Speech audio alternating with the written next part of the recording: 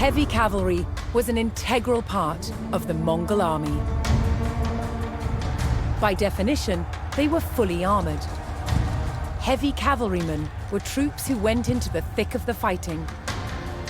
Mongol heavy cavalry had steel helmets, but they also had this very distinctive form of armor here, known as lamina, made of steel, rawhide, and even leather. Now, in this example, you can see how the individual scales have been laced together, often with doe skin. Rows of lamellae, which in turn was then sewn into fabric or leather backing. Lamina armor is wonderfully robust. It's flexible, relatively lightweight, and easy to repair.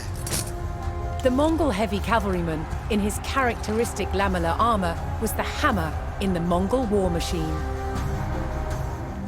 All Mongols, both heavy and light cavalry, were capable horse archers. However, for the heavy cavalry, shock troops that rode into and smashed the enemy, the bow was of secondary importance.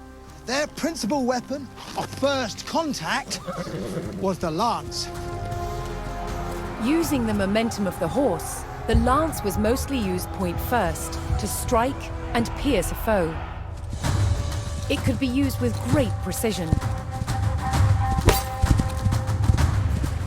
Strikes with the point were effective, but the Mongol lance had an additional feature. Not only did you have the spearhead for running into and through the enemy, but you also had this hook to haul them from the saddle.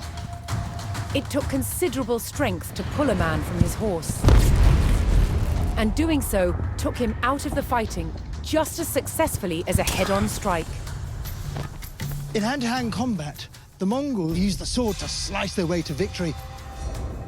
But they also had this, the great mace, which they used with two hands.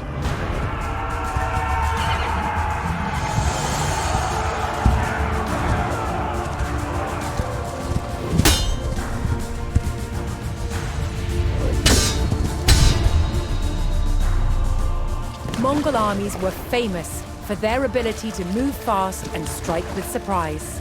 But their heavy cavalry was a brutal shock force that could overwhelm and crush an enemy with raw power.